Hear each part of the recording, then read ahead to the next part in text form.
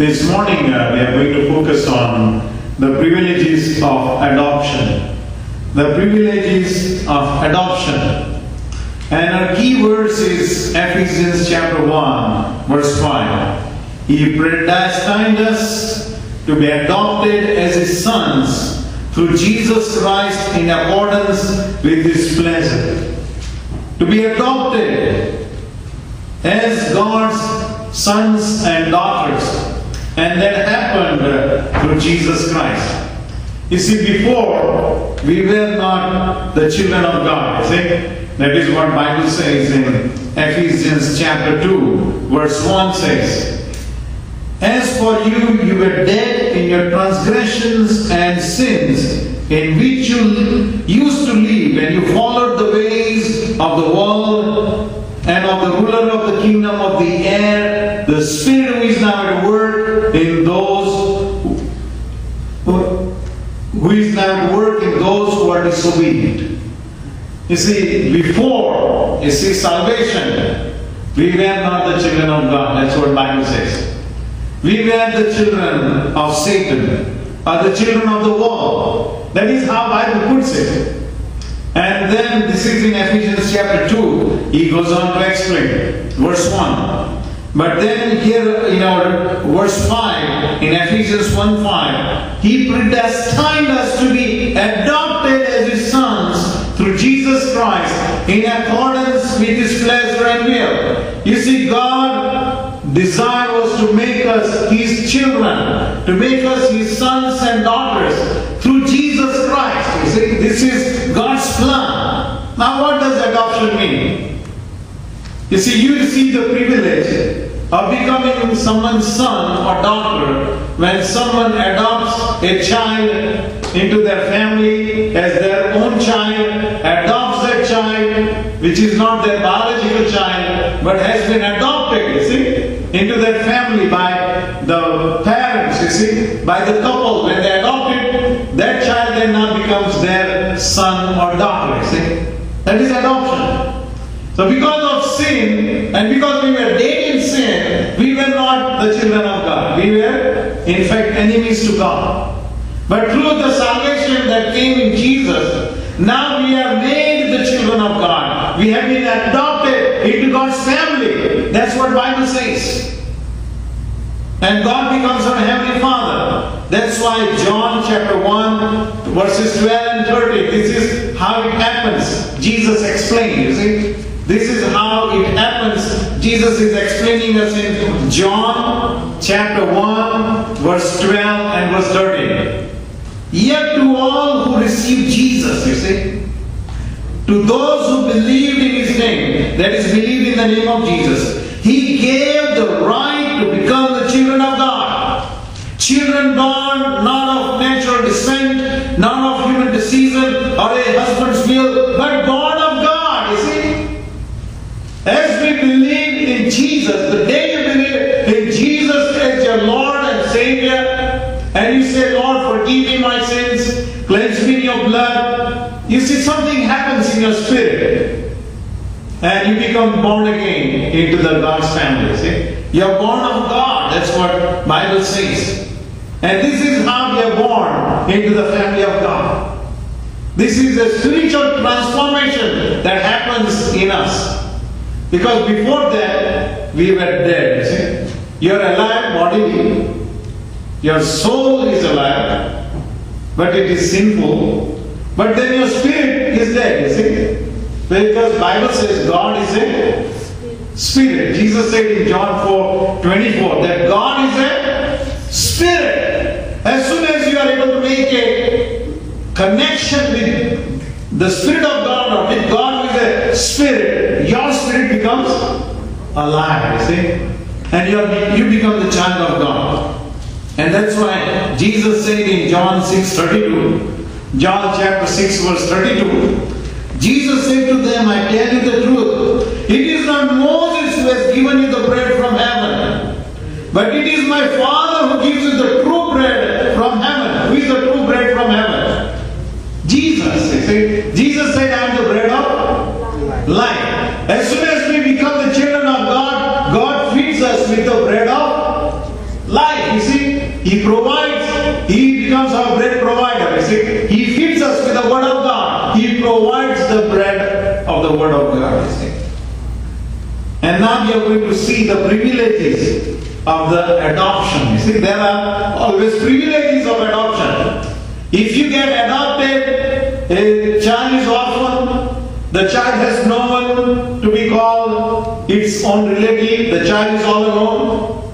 But when the child gets adopted by a set of parents or a couple, you see, then he gets a lot of privileges. See, by being adopted into that family, you get a lot of privileges. Once you had no parents, you had no mother and father, but now you have someone whom you can call father, you can call mother, you see. You get a lot of privileges, you see. And the first privilege is, because of adoption or spiritual adoption, we have received God's Spirit. We receive the Holy Spirit because of this adoption, see. We receive God's Spirit, God's Holy Spirit. Read Romans chapter 8, verses 14 to 17. If you read Romans chapter 8, 14 to 17, see what it says. Because those who are led by the Spirit of God are the sons or the daughters of God. See? If you are led by the Holy Spirit, because of that adoption, you receive the Holy Spirit. You see? That helps you to become the son and daughter of God. Verse 15. For you did not receive a spirit that makes you a slave again to fear, but you received the Spirit, capital S. You see? When it is a capital S, means Holy Spirit. You receive the Holy Spirit of sonship or daughtership. You see? You became the child of God now. Because the Holy Spirit of God came to live within you. See? Within your spirit. The Holy Spirit comes and resides within you. See? And by which we cry, Abba, Father. Naturally, now we can cry to God as our Father. You see? Our Abba Father means dear Father. Abba means dear Father, Daddy actually. Heavenly Father, you see? And verse 16. The Spirit, capital S again. The Holy Spirit Himself testifies with our spirit. Now it is small s. You see, our spirit is written by, our human spirit is written by small s.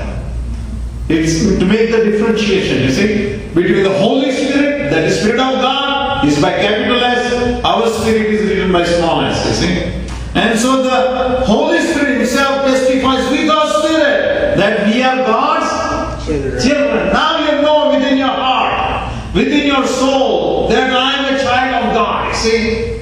You become confident about it. Nobody can shake that confidence now. That you are not a child of God. Once you are born again, once you have believed in the name of Jesus, you are born into God's family. Now you are a child of God. Nobody can talk you out of it, you see. That conviction comes within, inside of you, you see. Like nobody can talk Joseph out of believing that he is not a child of Joel Khan, right? Nobody can talk him out. Till he dies, he is going to believe he is the son of Joel and Manuel. See? Just like that, we receive that strong conviction within us that now I am a child of God. Nobody can talk me out of that. Because of the Holy Spirit, you see. Verse 17. Now, if we are children, then we are heirs, you see. You become inheritors, you become heirs, you see. You become the heirs of God, you see. Co-heirs with Christ. You are heirs of God, but co-heirs with Jesus. Because Jesus is also known as the firstborn Son of God, you see. That's why. He becomes your co-heir. But God, you are the heirs of God, you see. If indeed we share in His suffering, that is sufferings of Jesus, in order that we may share in His glory, you see. And so we become the heirs of God. Now heaven and everything in heaven belongs to us, you see. We become the heirs of heaven, you see. We become inheritors of heaven, you see. Nobody can talk you out of heaven, let me tell you. You have the biggest hope of eternal life. That's why Jesus said in John 3:16, right? For God sent His only begotten Son, that whoever believes on Him should not perish but have eternal life, everlasting life. Right? We become the heirs of everlasting life. Death is not the last word upon our lives. Not at all. In fact, you don't die actually when we die. Because Jesus said, Lazarus has fallen asleep. You see? Why? Because he's going to get up. He's going to come back to life. You see? He's just sleeping.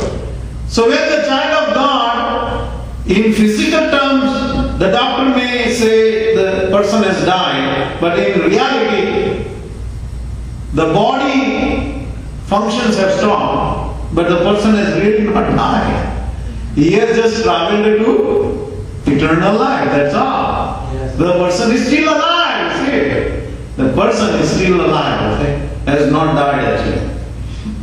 And so now the second privilege, because of the spiritual adoption, we have been given His name, you see? We are given the name of God, you see? When a child is adopted into some family, that family's name is given to that child, isn't it? Like I was born in a family that has been carrying out the last name and the family surname as Khan, you see? They have been Khan. And so I became Joel Khan, you see? And Joseph became Joseph Khan, you see? And so on, you see? The children have been carrying on that name Khan because we are in their family. And so when an orphan child gets adopted, you see my dad works with one of the largest, they call it orphanage actually, called Pandita Ramabai Mukti Mission. And it has been 100 years old actually. And they have been adopting children that are born out of prostitution. You see, Bombay has a very large red light district actually. And out of that, so many children are born, you see, that have no parents, you see. And they are being adopted by this Christian organization called, there was an Indian lady called Pandita Ramabai, who had this heart to reach out to such children, you see.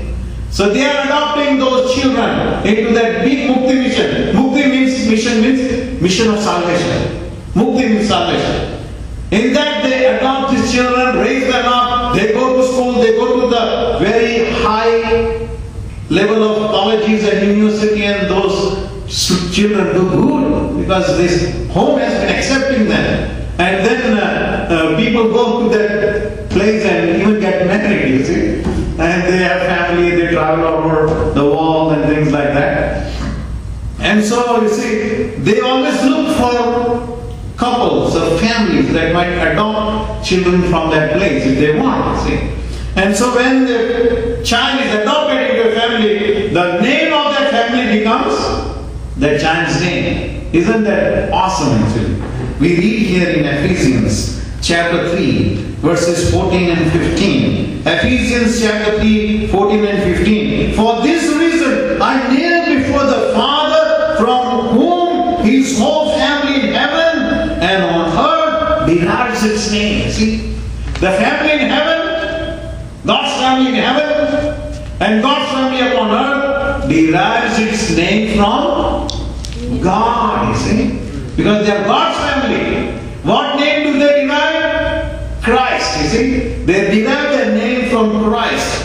That's why Bible says in Acts chapter 11, verse 26, Acts 11, 26, and when he found him, he brought him to Antioch. So for a whole year, Barnabas and Saul met with the church and taught great number of people. The disciples were called Christians. First at Antioch, you see.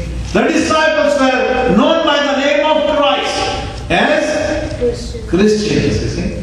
When we belong and we enter into the family of Christ, we enter into the family of God, we are given the name. We bear that name of God, you see. From the name of Christ, now we are called Christians, you see. We are called Christians. Read Acts 26, 28. See, repeatedly this word comes again and again in the Bible. Acts 26:28. Then Agrippa said to Paul, Agrippa was a pagan king, isn't it? See, he says to Paul, do you think that in a short time you can persuade me to be a Christian? You want me to enter the family of Christians? Or God's family, you see? And so, the family of God is known by Christians, you see. Of course, we have this last name Christian in Gujarat so much, you see. And we have this Christian family with us, you see. And likewise, you see, that name is an honorable name, see. Yes. To be called by the name of Christ, to be in the family of Christ as Christian is an honorable name actually. A highly valued name. And 1 Peter 4:16 says, 1 Peter 4:16, however, if you suffer as a Christian, do not be ashamed, but praise God that you bear that name. See what Bible says? Praise God that you bear that name of Christian. See? Praise God for that. Praise God that you bear that name Christian, you see? Because that name Christian comes from Christ. That you bear the name of Christ. And so you receive that family name. The third thing now, because of spiritual adoption, we are being conformed to His image. The third thing is because of our spiritual adoption into God's family, we are being conformed to the image of Christ. You see, we become like Christ now. You see, we become like Jesus. See, read Romans 8:29. Romans 8:29. For those God foreknew, He also predestined to be conformed to the likeness of His Son. You see, He is transforming us into the likeness of His Son, that is Jesus Christ, that He might be firstborn among many brothers. You see, people of the world, as you become more and more like Christ, more and more Christ-like, people should be able to see Christ in your life, you see. They will automatically see Christ in your life, you see. Because when you become more and more like Jesus, more and more humble like Jesus, more loving and compassionate like Jesus, people will naturally tell you, are you a Christian? They'll ask you. See? This happens again and again back in India. You see? If you love people, you help them in many ways and in whatever you can, the Hindus will right away speak and ask you, are you a Christian? Is it? Because it is not in their religion to help others, you see. They think it is a karma. If you are suffering, it is because of your karma, you see. Or because of your destiny that you are suffering. So they don't try to help you, see. Well, you are reaping what your karma is, you see. While we as Christians, when we see someone suffering, we run to help them, you see. We run to elevate their suffering and elevate their pain, and then they will turn around and say, are you a Christian? You see? And so, you see, when we display the love and compassion of God, you see, we are being more and more conformed into His image. You see, 2 Corinthians 3:18 says, and we who with unveiled faces all reflect the Lord's glory are being transformed into His likeness. That is the likeness of Christ. Being transformed into the likeness of Christ. Yes, we have to be like Christ. More humble, more loving, more compassionate, you see. The humble part comes first, you see. Because if you are not humble, you will not help anyone, you see. You will not pray for them also. You will not care whether they are suffering or not suffering. What do I care, you see? This comes out of pride, you see.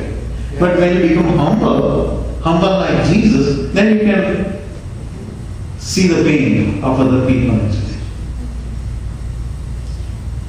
The fourth privilege, because of spiritual adoption, we expect His chastening, God's chastening.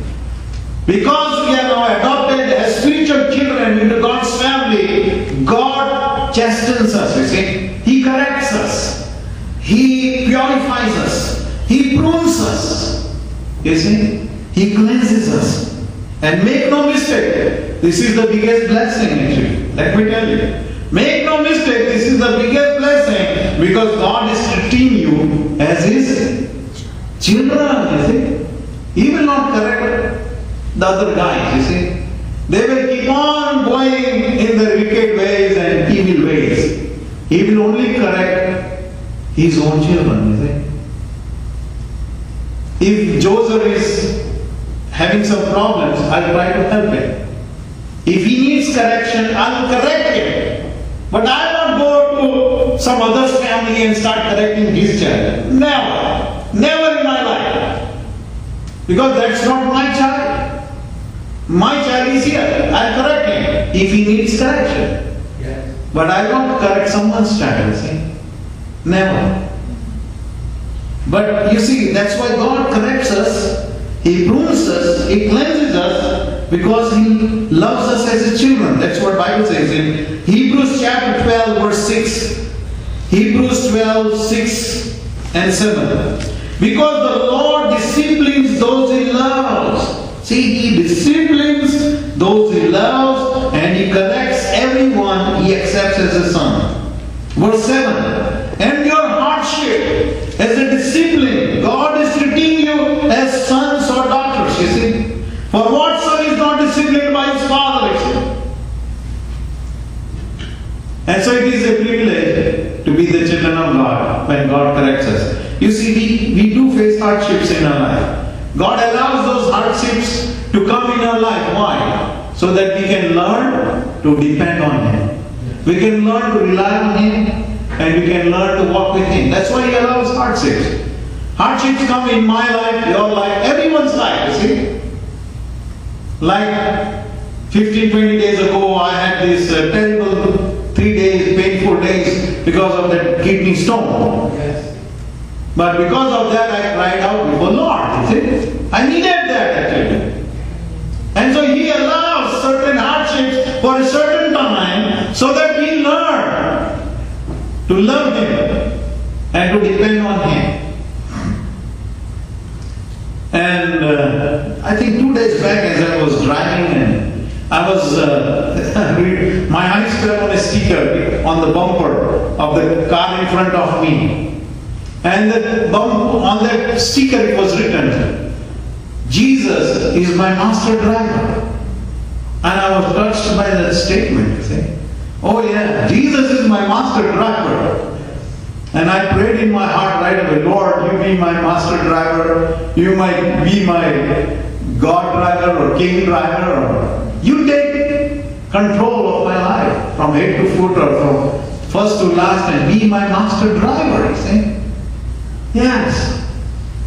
Philippians chapter 1 verse 6. Being confident of this, Philippians 1:6.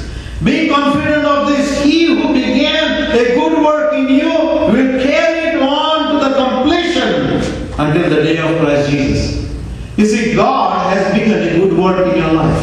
Yes. As soon as you became the child of God, God has began this good work of correcting you and improving you, helping you to grow, you see.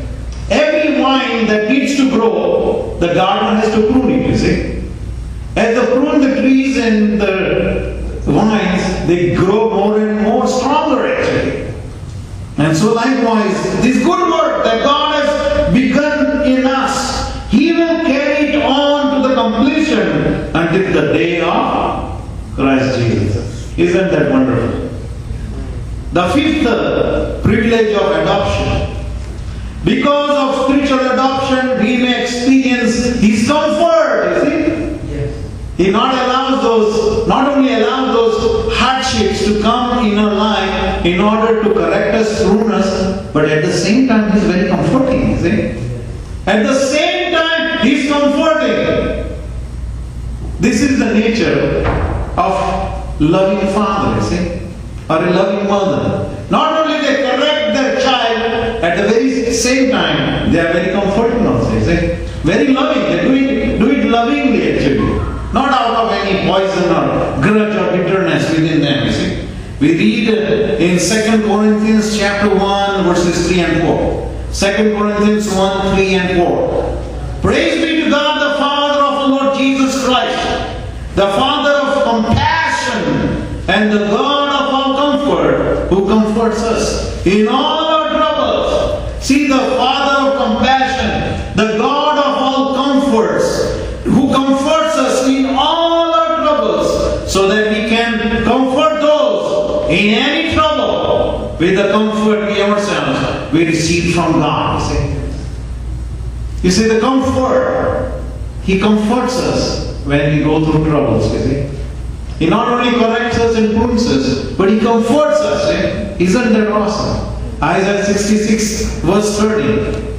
Isaiah 66 and verse 13 says, as a mother comforts her child, so will I comfort you, and you will be comforted. That's what God says, you see. As a mother comforts her child, so will I comfort you, says God, you see. I'll comfort you, and you will be comforted over Jerusalem, that is city of God.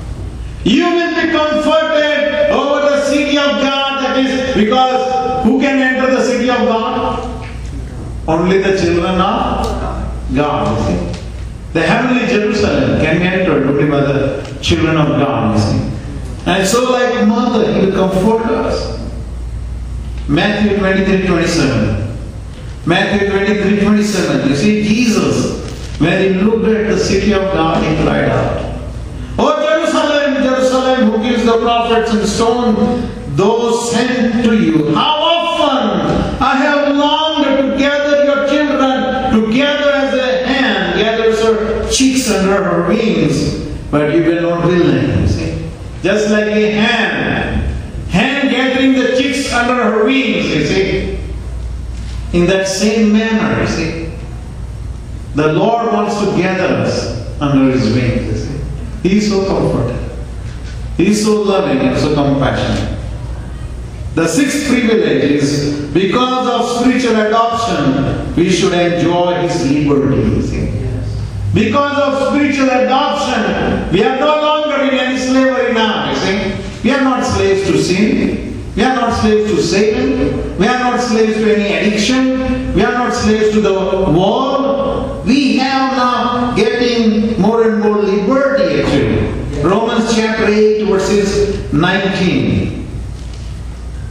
And then 20 and 21. And the creation waits in eager expectations for the sons of God or for the daughters of God to be revealed. For the creation was subjected to frustration not by its own choice, but by the will of the one who subjected it, in hope that creation itself will be liberated from its bondage to decay and brought to glorious freedom of the children of God. You see, there is a decay going on in creation. Everything is dying actually. Everything is decaying. And that's why we groan. You see, why do we groan with pain in our body? Because this body is dying day by day actually. And that's why we have pain in our body. You see, it's decaying actually. It's decreasing. But Bible says the creation itself will be liberated from its bondage to decay, see, and brought into the glorious freedom of the children of God. So we become more children of God, you see, day by day, as we go through this process of being set free from this decay, you see, from this pain and groaning and suffering that we have in our bodies actually. But we are being set free from that, you see. Only the children of God are being set free, let me tell you. That's what Bible says actually. Verse 23, Romans 8:23. Not only so, but we ourselves who have the first fruits of the Holy Spirit, capital S, grow inwardly as we wait eagerly for our adoption as sons, the redemption of our bodies, you see. Our bodies will be redeemed of this decay one day. Because our bodies will be raised back to life, you see. When Jesus comes, Bible says in 1 Thessalonians chapter 4, verses 13 onwards, 13 to 18. When Jesus comes, the dead in Christ will be raised to life. That's what Bible says, you see. The Bible also says, when He comes, those who have died and gone to be with Christ will come along with Him. Why would they come along with Him? To receive their bodies raised back and united with them again, see? And so they will receive their bodies back again. But now those transformed bodies will never have decay any time, see? Not at all. So that would happen in the future actually. Now the last privilege now. Because of the spiritual adoption, I know there are many privileges. I've just counted 7 of them. So don't say these are only the 7 things. There are so many. But I've counted 7 this morning. Because of the spiritual adoption, we are going to share His glory, you see. We are going to share the glory of Jesus. Isn't that awesome? Romans 8:17. Now if we are children, then we are heirs of God, and co-heirs with Christ. If indeed we share in His suffering, in order that we may also share in His glory. One day, see, we are going to sit along with Jesus on His throne, you see. That is what Bible says in Ephesians chapter 2 actually. Let me read Ephesians 2:6. And God raised us up with Christ and seated us with Him in the heavenly realms in Christ Jesus. Why? Who are we? Who are we? We are Christians, and then we are the body of Christ. Isn't it? Are we not the body of Christ? Yes. He is the head. We are His body. And we are the church. Church is the bride of Christ, right? Where would the bride sit? Along with the bridegroom. Right. We will be sitting on His throne along with Him.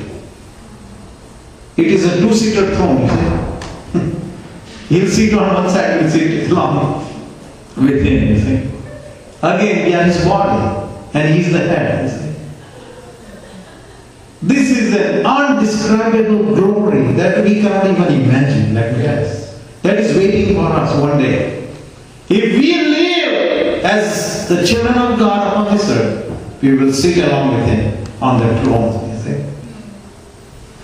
Shall we pray? Let us pray.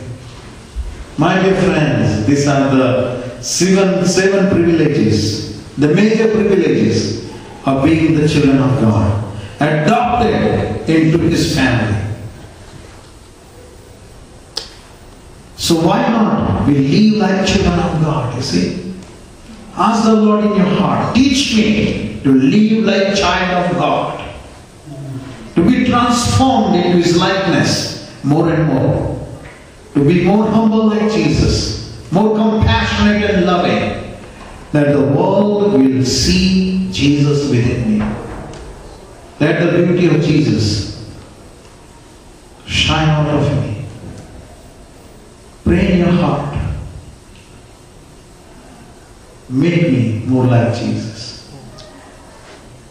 Make me worthy to bear that name, Christian, that comes from the name of Christ. Thank you, Holy Spirit, for speaking to us regarding the adoption, that we are now the children of God, sons and daughters of God. And it is a mighty privilege. The biggest privilege. Thank you for all these major 7 privileges. But help us, O Lord, to live like children of God. Thank you for speaking to us. We ask in Jesus' name.